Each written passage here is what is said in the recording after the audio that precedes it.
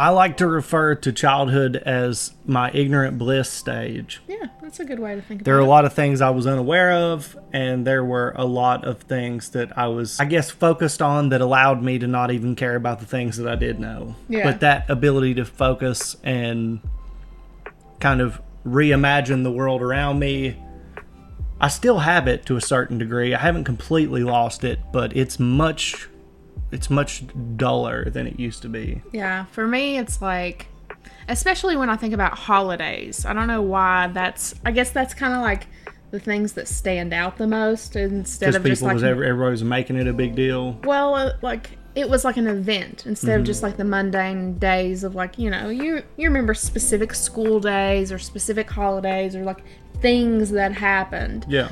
But whenever I think about like Christmas as a kid or Halloween, it's like whimsical and like light and fun, and like you didn't have to worry about bills or adult things, and like the possibility for magic was there. Yeah, definitely. Like I believed in Santa until I was like 11 probably, and I was like, Mom, pretty sure he's not real. And she's like, so I don't know. Whatever you think, whatever you believe, you know. So definitely a lot of like being naive, you know. Yeah. There are so many different things that you could go into about being a kid, and especially during the time period where we grew up, where totally different. There just wasn't as much stress. But not only was there not as much stress for us because we were kids, the world wasn't so connected. I mean, it was easy to ignore phone calls. Oh my God. You know what I mean? Yeah. And nobody would ever know because they're not like, oh, I see you on Facebook and you're just not answering or you've been just posted to Instagram, but you can't. It's like, why did you not come outside and play yesterday? Yeah, I hadn't seen you or hadn't heard from, like when you spoke to people, when you saw your friends at school, you know, it was an event because there was no way to interact with them outside of being able to be in the same spot. Right. And so it wasn't like just going on Facebook, oh, so-and-so went to the mall today or whatever. Right. Like you would go to school and they would have a new outfit and you'd be like, dang, what have you been doing? Like it was like actually interacting with people. Yeah. Well, the unknown made things better. Yeah. Or worse. You know, if you had a crush on somebody or whatever, it would be worse, I think, to not be able to talk to them. That's or true. Not be able. Now, if I were to want to hit on you, I'd just slide in your DMs real quick. I thought about this the other day. I don't remember why I was thinking about this, but I was thinking about it was probably harder back in the day if you did have a crush on someone. Oh, yeah. Because then you actually had to have the courage to let that be known without your like texting or there's email also or email. This is where I think that I would have the hardest time if I had to be in this situation, would be to be interested in that person but then have to see pictures of them with somebody else all the time, or know that they're doing things that make you feel uncomfortable and sad that, you know. Like now. Yeah. With phones. Like the way it is now, like if you're not the number one situation for that person that you're interested in, it would be difficult to see them, you know, right, doing whatever they do. Right. Because back in our day, never had to worry about it. You pretty much, I mean, you did have MySpace, but that came later. Yeah. When we were kids, right, it was actual pictures. When crushes hit you harder than they should have. Oh my God. it was, that would be hard to deal with, I think. You would just have to know, like, oh, did you hear so-and-so went out with them? And you're like, oh my God, yeah. Yeah, you didn't actually have to see it. But yeah, so I think that part would be difficult. Yeah. I didn't think about that. And when we were at stores was when we would be like, I want this. Could you get this for me? Now there's Amazon. There's all these digital marketplaces. So you could just run into the living room, order this for me. You know, that would be a bad situation. Yeah. No, the only time it was like order this is like if we were selling something at school and you had that like catalog that was so confusing on how to fill it out. The Scholastic forms from the book fair. Yeah. Oh, you can't afford to get anything here today. don't worry, take this home to your parents and we'll send this to you. Yeah. No, I was always the poor kid that was just like, well, this pencil's really nice. Yeah, I might get some erasers today. That's cool. Or, you had magazines. So I would just circle the stuff that I would want and then just never get it. Yeah. But it was kind of like window shopping, Yes. It gave you like a little bit of like, that would be nice. But anyway. There's a flash in the pan of just kind of our experience with some childhood things. I really always get this wrong when I try to guess what these incognito mode videos are about. I would almost bet every dollar I have that this right here is not going to be about really anything we were just talking about. Oh, yeah, no, I know. We rant and rave, and then we're like, it's just not even the same. Because, my childhood is probably way different than your all's childhood. Yeah, but who's to say that that's actually what he's talking about? That's true. Just because it's the title, it could be just barely... the smallest part of it could be about that, and then he's talking about something completely different. Let's just stop guessing and get into it. You ready? Childhood. What's the deal with children? Is this a child? If children are the future, how come they never see it coming? Bang! One day you will save Gotham. And how come they always get to be on the milk carton? I want a turn. Free candy? I want some. Aha! I got one. Give me all your NFTs. This must be their lair. There's got to be some MILFs around here somewhere. Please, sir. I want some more. More? More? Certainly. Have all of the NFTs you can eat. All this and more on this episode of He said there's got to be MILFs around here somewhere. So, internet historian, I see you are in the field for the 12th time. Would you like to explain that for us? Yes, well, you see, I can't get the main channel video finished, and so I just keep pumping these out. And so why is that? Interesting. And it has nothing to do with the fact that you were recently found to be the world's gayest man third year running? Oh, not again. No, everyone's coming out from behind the curtains. Put the cake away. We're not doing this again. I'm not putting on the hat.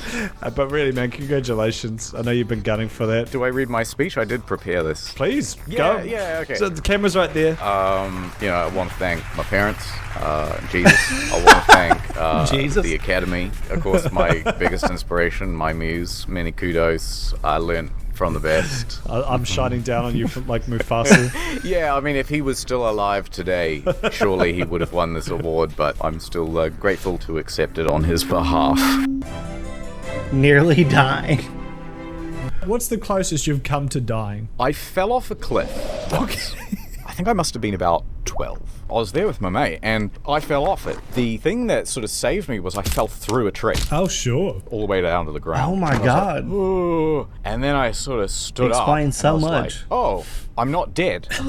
I really feel like I should be dead. Yeah. I looked up and I was like, holy shit, that was a long way. My mate saw some of it happen, and he comes like running down. He's like, what the fuck? What the fuck? And then I'm like in this state of shock. Sure. I'm like, oh, can we just go get like an ice cream at the dairy? We walk down to this dairy and we get an ice cream each. We start walking back, and then the shock wears off. Yeah. And I just start crying. Oh, sure. Yeah, that must have been like doubly weird for him. Is your ice cream not nice? We can swap, man. It's fine. I fell into a wet hole, which would have been like a very nice, like, cyclical way of having a life. Yeah. I was like 3. That has to be one of my earliest memories. Oh, that's when you snapped into consciousness. Yeah, I guess this is the moment where I was plugged into the Matrix finally. I was out in the country with this really large like property, and Dad had been digging these like holes to plant trees in, and they were really deep holes. Right. Really wide and really deep holes. Oh my A lot of God. bodies. Yeah, that too. I was meant to be one of them, I think. But it had rained the day before.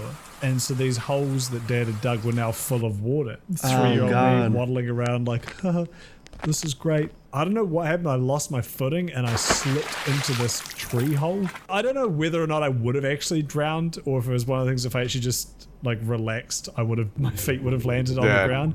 But in my toddler brain, I was like, I don't know how to swim. I'm in a body of water and I need to get the fuck out of here. Yeah. So I just remember screaming my lungs out, and I have a vivid memory of grasping at dirt and grass like on the edge of the thing, desperately trying to pull myself out of this watery grave. And my dad like thankfully heard and sprinted down. Thank and, God Tim Allen showed out of up. the hole. And then I think he spanked me for being an idiot and falling in the hole. Which is like, come on, Dad, I've already learned my lesson. It's already tragic enough. Oh, God. Did you ever go to a school formal? Yeah, I was a nerd. So that sort of stuff is pretty uneventful to me. I went to the first one, but I don't like to dance. Yeah. And so I went to quite a few. Ooh. Mini kudos went to mini formals. No, stop. We should start calling them mini formals. Well, here's the only thing I remember out of every formal I went to, my entire high school experience was going to the bathroom, and there was 3 stools, and the one in the middle was free. And as I go in, these 2 dudes come out of the 2 toilets flanking it, and they're like, "Do you want to race us?" And I was like, "No." And then they're like, "Oh," and they closed the door, and then they started like, just, I guess, see who could shit the quickest. What? Boys are weird. Boys are weird. That's the only thing I remember from any formal. Speed shitting. Did you ever get the Oh, God. condom talk or I think my dad, like, sort of tried to have that conversation with me. I think he just wanted to say, you know, look, if you had any questions, it's like, it's fine. I'll just Google it. I think I was like 14 and I was sitting on the computer just chilling, and Mum like came over and she's like, she had like a like a banana. Oh, no! She's like, Right? I can picture it. we need to do this. And I was like, Mum, I've already learned it. I'm not doing this. So she sat down on the couch, right? She's lit a couple of candles. Okay. It was midday. It was very neutral. I was sitting at my computer, probably playing World of Warcraft. Right. No, you don't want to, but we need to do this. And I saw the banana or whatever it was and the condom, and I was like, Oh my God. So she put the condom in her mouth, and then no, what? stop. Oh, no. Let's just say maybe I wish I had learnt it again, because that could have been helpful down the line. Why? What happened? You put condoms on bananas. Well, I was putting them on my balls a lot. Turns out it's like completely the wrong place. I like the idea that you get home from the grocery and you've got this bowl full of bananas in the kitchen. You go, all right, well, I've got to keep them fresh. And so you get out the pack of condoms, as my mum taught me to do. These banana wrappers are great. I like the flavoured ones. It pumps a nice chocolate flavour to the banana. Makes them real slippery, though. Average time. My name's Nordman. Welcome to a day in my life. Gotta wake up early, 2 a.m. Nord's got servers in every time zone, so you gotta be on the clock if you want to compete. Cold brew for breakfast. Air shower. Rub my teeth with some Himalayan salt. I'm ready to begin Oh, the my day. God. Before He's I making head to the fun of gym, that dude. Shop around on my phone. Using Nord, I get savings one on of them. region-specific There's many. pricing. That's a tip. Stay rich. While I'm at the gym, I do sponsor reads. How about Nord? One take. Threat protection. Take your security to the next level. Blocks malware, trackers, and ads. Whee! Don't just invest in the product, invest in the company. Don't mind that, it's just my Nord FT. Nord can also do this. That's one thing they won't teach you in business school. Stay wealthy. Damn. But the most important thing, knowledge. Read at least 1 book per day. Of course, it all makes sense. Oh my God. 3 p.m. Time to shoot my podcast. All right, peasants, here's how to be an alpha. Sorry, no monies. Looks like the podcast is region locked. To view it, you're gonna have NordVPN, or, God forbid, live in Mexico. 6 p.m. Time for shit. business. Did you hear that? What's up, Jeff? How's the wife? Just heard about Amazon. Think it could be something big. You give me some stock and I'll give you a 2-year plan with a free bonus month. Well, he must have got disconnected. Now for a good night's rest. And we do it all over tomorrow. Go to nordvpn.com/incognito to get a huge deal on a 2-year plan, plus a free bonus Love month, it. plus Very also that funny. threat Yes. protection. The end. Oh, shit. Get over. How is Babby formed? Search how is Babby formed. Fertilization. This is ridiculous. How come this channel can show cum? But you get demonetized. Yeah, exactly. Thanks, Susan. Isn't it crazy that every one of us did this? Okay, so it goes into the end of what looks like a grape. The grape surgery. This is it all God. grown up now. Do you feel old yet? Shut up. On their journey toward the egg.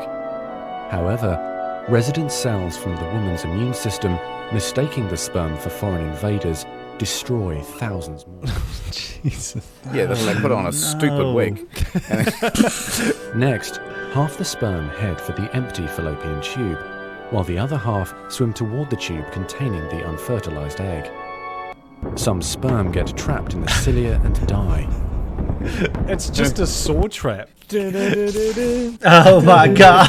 The sperm reach the egg. So we get to the egg. All right, at least this is going to be simple, right? That's not how I imagine the egg. No, I thought it was like a big one sort of thing with just a skin on the outside, like a lychee. Yeah, exactly. This looks like a subaquatic plant. They're called creep vines. Oh, shit, yeah. Creep vines. It's covered with a layer of cells called the corona radiata. Oh, don't call it that. The outer layer of the egg, the zona pellucida. Zona pellucida. It's like Just making shit up now. Zona pellucida of 1999. It was the best band concert I ever went to. I'm getting like survivor's guilt from like the millions of sperm that died in really comical ways. When we edit this, we'll have it with like a bunch of doing and Can like you put rage faces on all them as well? Oh my Perfect. god. It just feels like it's full of all these comical Looney Tunes traps. Like even the part where half of them go up the wrong tube. yeah. It's like egg this way, done in like rough paint on like a wooden Yeah. sign. Which triggers their acrosomes to release digestive enzymes. What the fuck? The first sperm to make contact will fertilize the egg. So what you're trying to say is that the pussy is kind of like the OG Squid Game. Because this dude had to fight everyone else through a series of wacky trials. Oh yeah, no, it's true because at the end he gets a daft haircut. Remember? Yeah, that was the dumbest part of Squid Game. Joins BTS or whatever. the fuck is going on. The tightly packed male genetic material spreads out. And it just goes, oh, I don't know. All the spaghetti in his pockets just start falling everywhere. Oh jeez, oh, I'm so sorry. The female genetic material, awakened by the fusion of the Like, what is this? Is this like 2 AA batteries? What is this?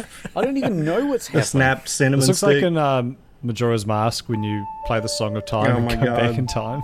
Oh, yeah, they ripped that one off. Yeah, now we're going to use these massive strings to pull you together. What?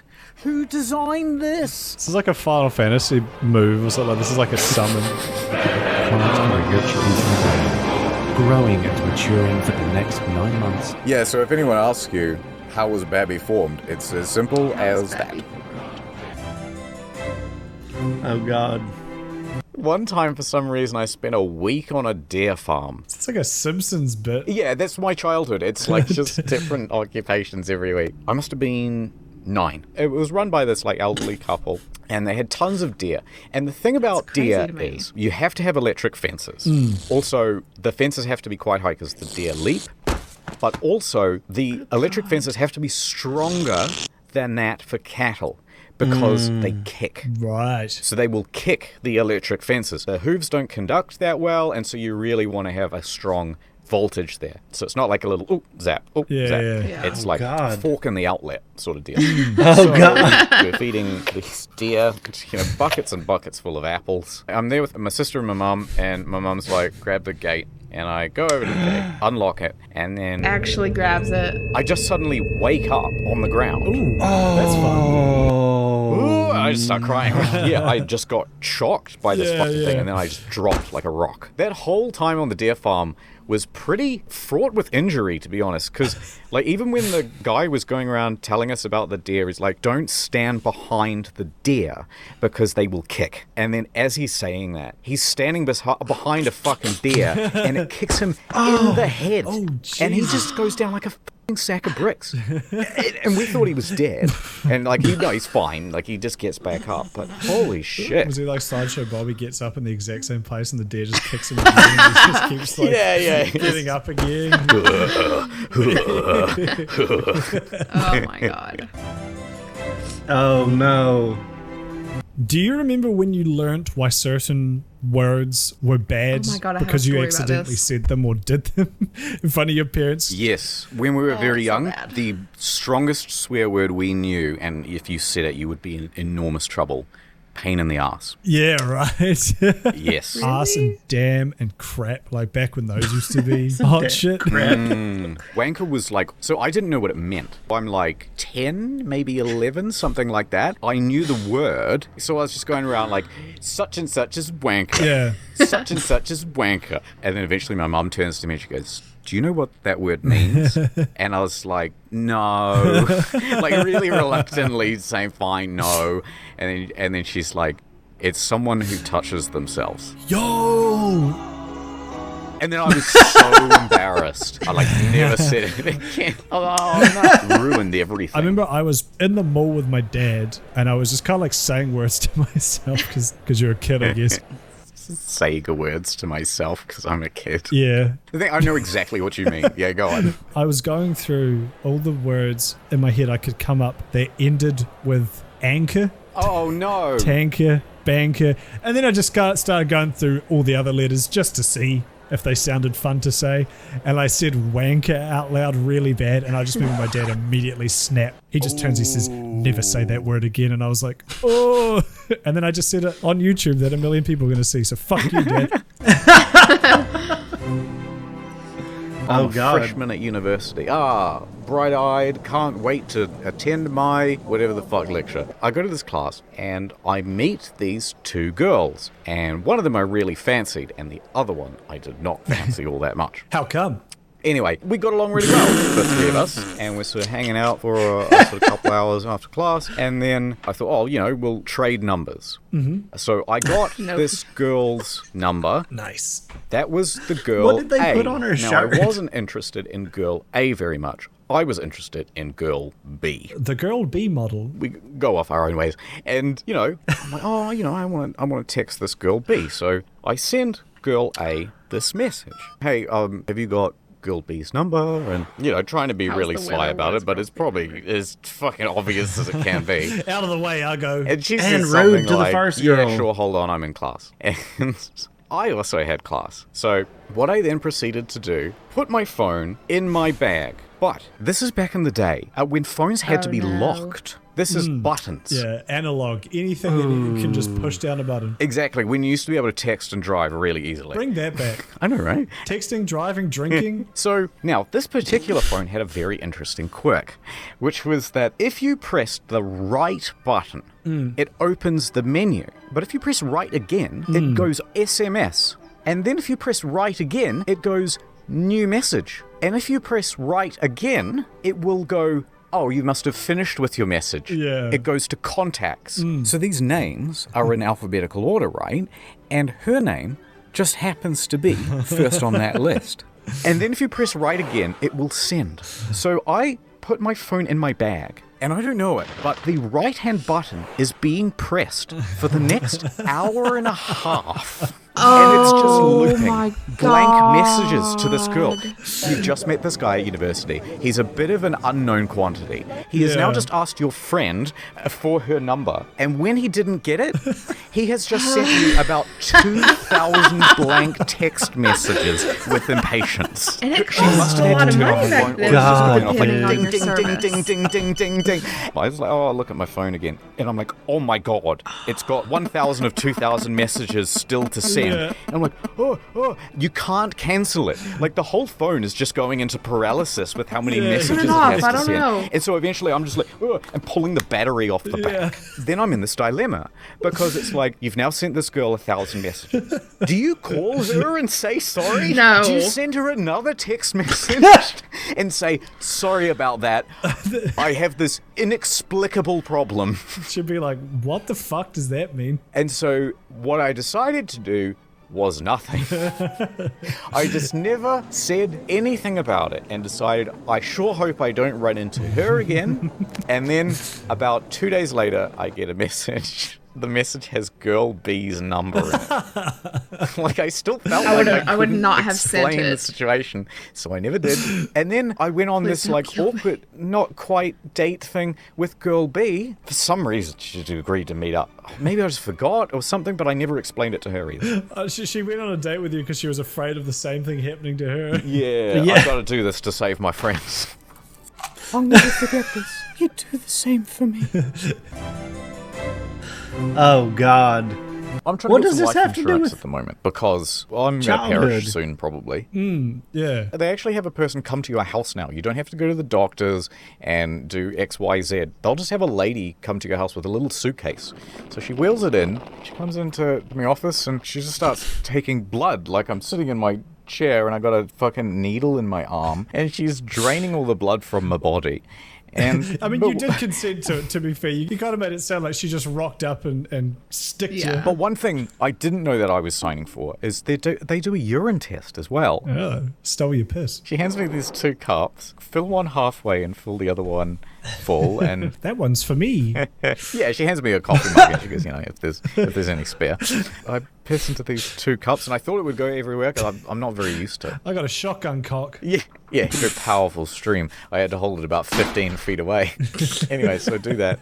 But then the worst part is, right, I thought, oh, she's going to put it in these like plastic bags and send it away to the labs. Nope, that's just what she's doing with the blood. She gets out this like fish water testing kit and then she starts dipping it in the cup while I'm... Oh. Yeah. To be fair, it's better that she did something with it, because imagine if you just brought it out and she was like, ugh.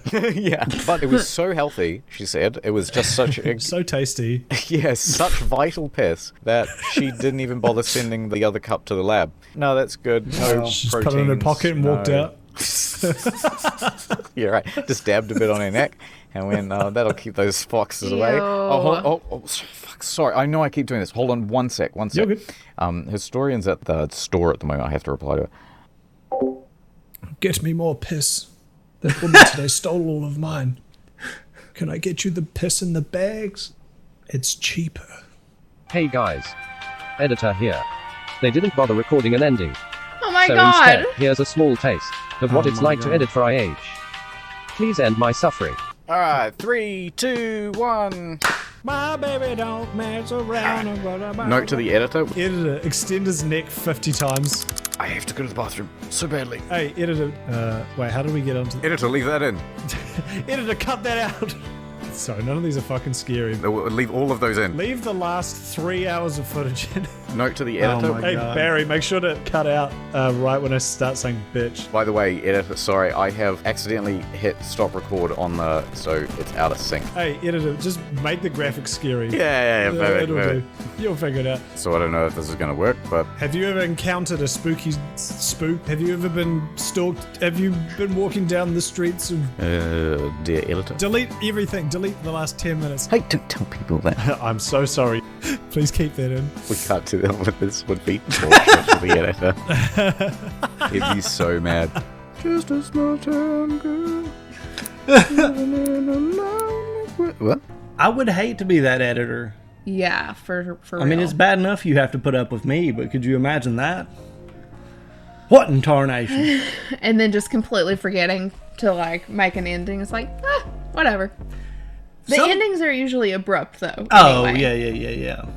But some of that stuff was more so about, like, early adulthood. Yeah. More so than being a kid. Now, near-death experiences. I have several, and one of my near-death experiences was me saving my cousin because he was like 2 or 3 and fell into an iced-over swimming pool in the back of my grandmother's house. How old were you? And so I'm... at that point, probably 7, 8, maybe. Yeah. But my whole thought process was, I have to have his head above water. That's smart. And yeah. I was really good at holding my breath, but it was a very weird situation when it's so cold. Yeah. But luckily, my uncle came and helped us get out. So you just like jumped in? Yeah, I jumped in and got him up above the water for as long as I could. My uncle came and pulled us both out. Jeez, glad he was there. I mean, that could have been like the end of it for both of you. I know, but we all remained fond of each other. Yeah. You know, and it's just one of those things, you know, there's plenty of circumstances like that. A girl pushed me off of the slide at Bullitt Park when I was a kid. You know, that big, huge, tall slide? I went over the side of it onto the ground and broke my arm the first time. I broke my arm, yeah. So, That's I mean, so mean. I could have easily died from that fall because it's Broke like your 9 neck, foot or something. Yeah. It's crazy high for a kid to fall off of, and I was in kindergarten, I think. Yeah, jeez. Yeah. I never had a situation like that. It's always been like my own fault. And there was this one time my dad had bought this, it was called an Odyssey. So think of like a 4-wheeler, or I guess an ATV in other places. So think of like a 4-wheeler and a golf cart. So like it's like this huge go-kart pretty much. And I was allowed to ride it with supervision. And my dad was at work, and my stepsister was like, I'm going to go get on Icy Cuba. And she's like, just be careful. Well, this thing was not meant for a child. This was not meant for a child at all. Yes. And so I'm like zip-zooming around and everything's good. And then I get to a hill with a huge drop-off. And I press the brake. And it was like really hard to maneuver because I didn't know how to drive, you know. Really, now I would just hit it in reverse and whatever. And so I just freaked out and I stopped. And I got out and I was going to try to push it back. I tried to, as I'm holding on to this huge machine, hit reverse. And I hit the gas. And I was holding on to it. So when I did that, it pulled me forward.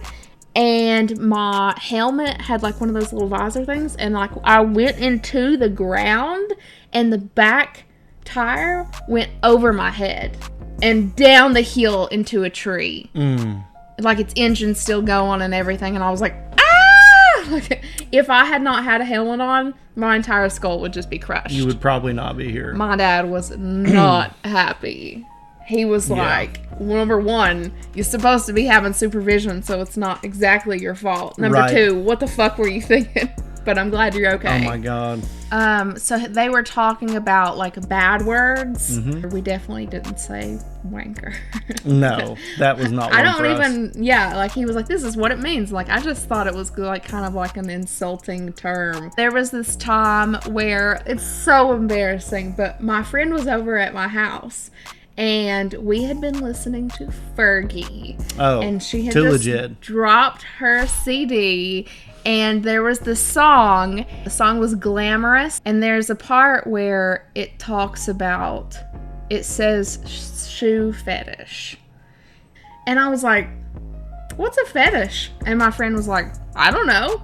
And I was like, the only way to answer any of my questions of things that I don't know is my father. So I go up to my dad with my friend right here, who's like 2 years younger than I am. And I was like, Dad, what's a fetish? And he was like, where'd you hear that one at? And I was like, oh, it's in this song. And he's like, okay. So it's like when you really, really like something. And I was like, cool, new word to use. And he's like, but also don't use it because this is in the context of what it means. And I was like, oh. And then like my little brain had to be like, shoes. Where? And then I was like, okay, there's things that I don't know. But yeah, that one was probably the funniest that I can recall. It's a good one. Yeah. Because everything else is just like, oh, this is a bad word, and I know what it means, you know? Right. I'm trying to think. I was familiar with pretty much every swear word by the time before I hit double digits in age. I did get in trouble for cussing a lot. I had a babysitter that poured ground hot pepper down my throat for cussing. So wrong. She was like 80 years old, so I mean, I was getting like 1800s treatment from this lady. Childhood. It's like interesting. The soap in the mouth, like on Christmas Story. Oh, yeah. Yeah. Yeah, except worse. I feel like I just cussed around my friends. Like, I remember one time that I was complaining about something to my mom, and I was like, ooh, that B word, because, like, she was in her, like, religious nut phase, and I didn't even say the word. She was being wild about religion, not that she was worshiping nuts. Oh, yeah. Thanks for clarifying. But I was like, yeah, that B word. She's like, you are so in trouble. So I knew when I couldn't cuss, but I cussed a lot when I wasn't around them. Great stuff. Fun stuff. And funny stuff. I'm excited to see the little run that Internet Historian's going on. Hopefully he'll keep it up. It's always really interesting. Like, I learn something from his videos every time I watch one, even if it's a a subject that I'm familiar with, similar to, you know, the Harry Potter videos, or, you know, oh my God. No, not the My Immortal ones, but like where, you know, people were telling what was going to happen in the in the trolls, the trolls and stuff away. that I learned. I remember that happening, and I still learned stuff from what he was talking about. The Area 51 video we just watched, I learned a bunch of shit, and I remember seeing all kinds of stuff about it. So he's always bringing up, like, the cost of Concordia. I had never heard of that before. Me neither. Yeah. So I'm always stoked whenever something pops up and it's him, you know, putting out some new content, because it's just so informative and fun. It's very funny. Fucking hilarious. Yeah. I know you guys love Internet History, and if by some chance this was your first introduction to him, guess what? There are 3 channels that have really great content on them that Internet Historian is involved with. His main channel, Incognito Mode, which the video we just reacted to is from, and Story Mode, which we were just talking about. So go check those channels out. Give Internet Historian and hit the people he works with some love, because they're always doing some really fun, informative stuff, just like the video we watched. If you enjoyed our reaction to this video, you could subscribe to our channel. You could like the video. You could even let us know in the comments what videos you would like to see us react to in the future. Or you can do that on our Discord. We're going to have a link to that in the description, as well as Incognito Mode's childhood video. It's a good one. You know, you could always join us for our live streams. We do those on Mondays and Thursdays at 6:30 Eastern Standard Time. It would be really cool to see you there, but we do appreciate you watching this video, and we hope to see you in the next one. See you guys.